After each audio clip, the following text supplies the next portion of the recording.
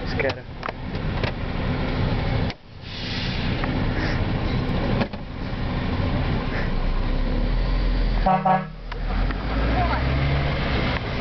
Ty čo, jsou podlakovky. A ten automatizace je trošku pomalejc. Nebo jakože je to takový znát, no, než... Taky divný to, no.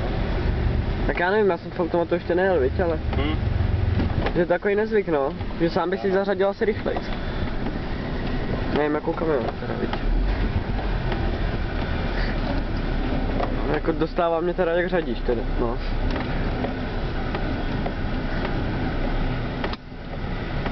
Fakt, že jo.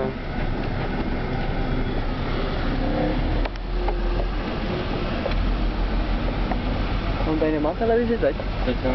A bude? Kam jí dá? Si překoupit to přenosný dívko, pre. Ale jo, ty jsem z toho bál, není to fakt nic? Tady to už je mašeno, ty na brodu, víš? No asi. Je fakt naběhnit a makrovat. Co? Že fakt můžeš naběhnit a makrovat. Jo, vysel rádio. To má repráky. 50, 90, 80. Cena hovoru je 50 korun. Pokud je pro starší 18 let. A ta spolujezdcová je taky vzduchová sedačka. Tak to asi ne. Překvapí 23. září ve 20 hodin.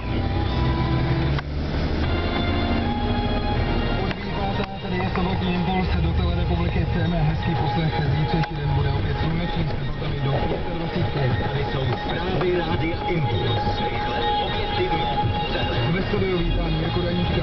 Hezká poledne. To je pěkný ten koberec na zemi. To dělal sám?